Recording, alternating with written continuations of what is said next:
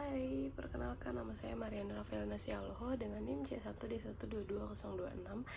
Di sini saya sebagai mahasiswa dari Prodi Bisnis Digital angkatan 2022 Fakultas Ekonomi dan Bisnis Universitas Jambi. Di sini saya akan mempresentasikan materi dengan mata kuliah Manajemen Strategik dan Business Valuation. Oke, yang pertama itu apa itu manajemen strategi?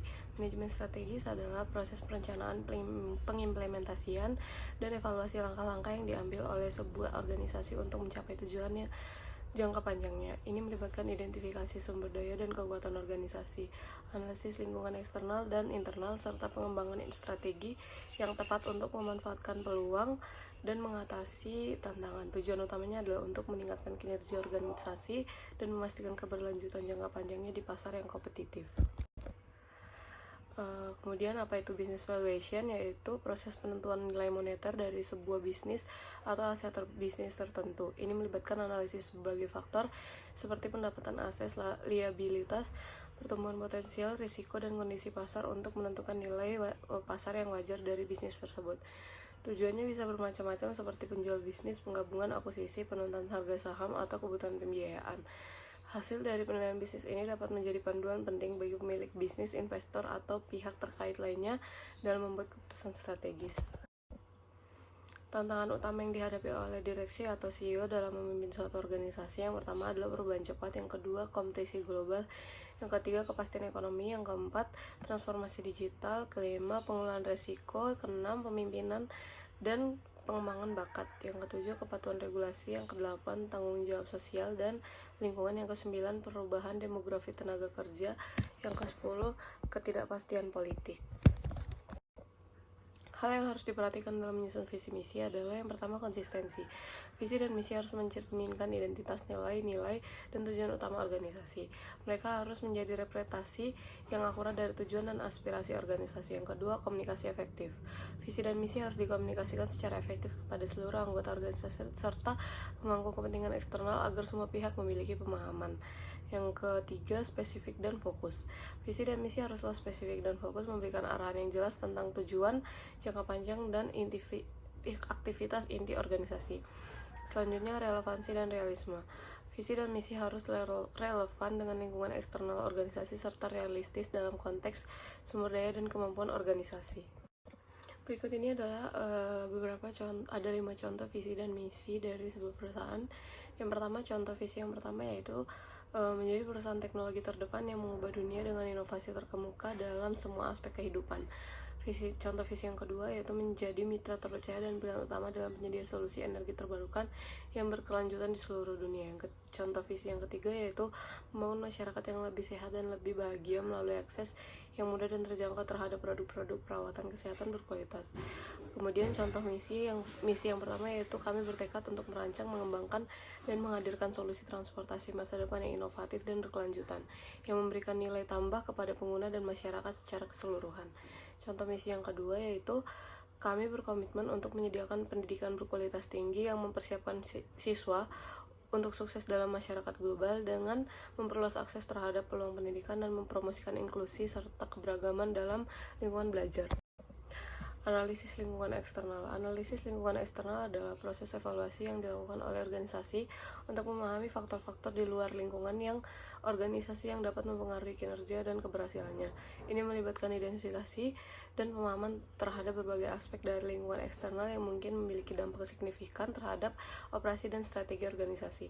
Analisis lingkungan eksternal membantu organisasi untuk mengidentifikasi peluang yang dapat dimanfaatkan dan mengantisipasi ancaman yang mungkin timbul. Dengan pemahaman yang lebih baik tentang faktor-faktor eksternal yang mempengaruhi, organisasi dapat mengembangkan strategi yang lebih adaptif dan responsif, serta meningkatkan kemampuannya untuk mencapai tujuan jangka panjangnya.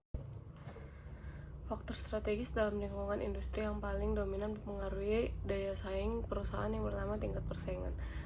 Tingkat persaingan dalam industri termasuk jumlah pesaing, kualitas produk, dan layanan yang ditawarkan dengan tingkat diferensiasi dapat berpengaruh signifikan terhadap daya saing perusahaan. Contohnya, industri teknologi memiliki tingkat persaingan yang tinggi karena inovasi dan penetrasi yang cepat. Yang kedua, kekuatan pembeli dan pemasok.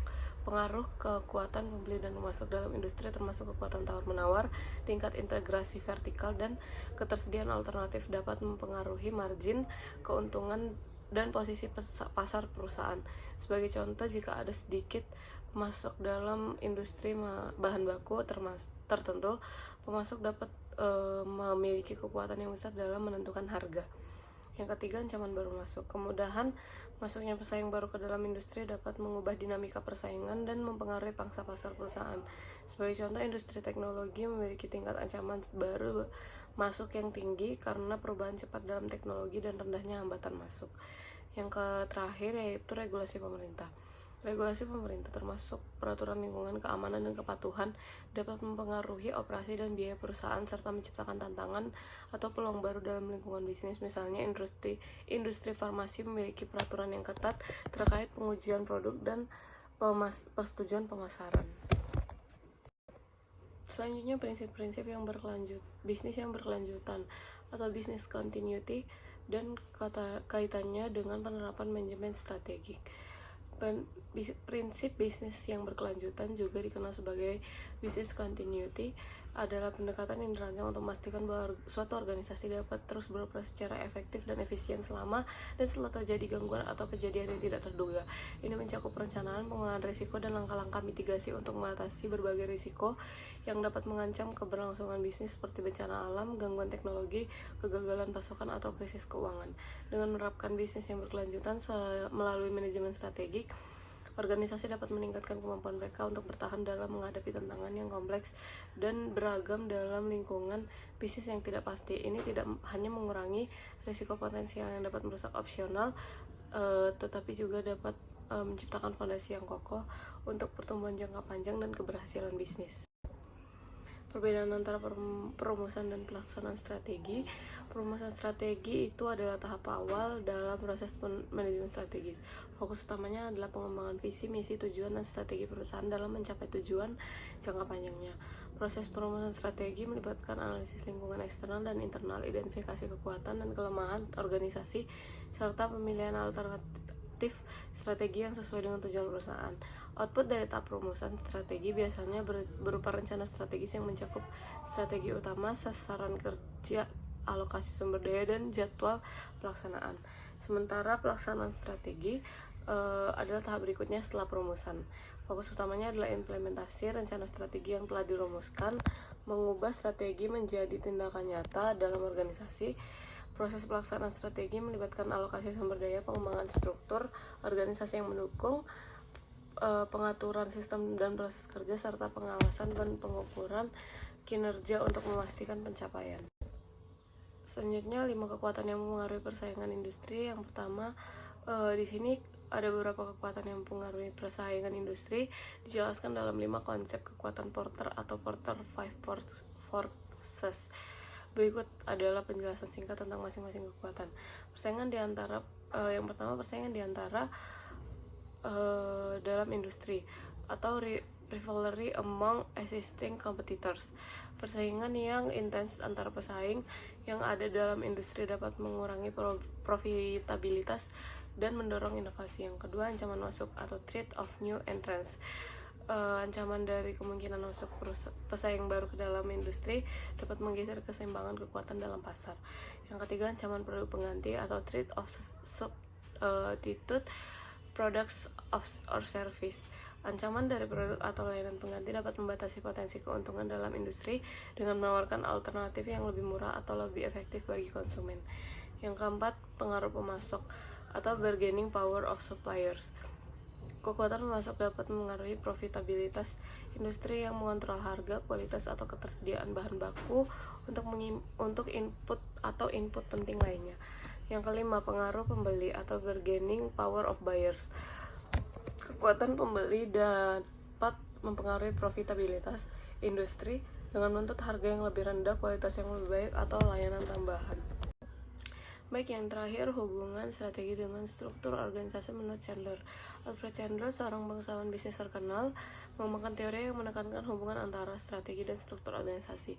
Menurut Chandler, hubungan ini adalah bahwa strategi organisasi seringkali menjadi pendorong utama di balik pembentukan struktur organisasi. Dalam bukunya yang berjudul Strategy of Structure, Captures in the History of the American Industrial Enterprise, pada tahun 1962, Chandler mengamati hubungan antara pertumbuhan organisasi besar dan perubahan dalam struktur organisasi mereka. Chandler menunjukkan bahwa organisasi cenderung mengembangkan struktur yang sesuai dengan strategi mereka ketika organisasi berusaha untuk memperluas pasar, meningkatkan efisiensi, atau mencapai tujuan strategi lainnya. Mereka seringkali harus mengubah struktur organisasi mereka untuk mencapai tujuan tersebut. Baiklah, sekian dari presentasi saya. Terima kasih kepada semua yang telah mendengarkan presentasi saya dari awal hingga akhir. Kurang lebih saya mohon maaf. Terima kasih.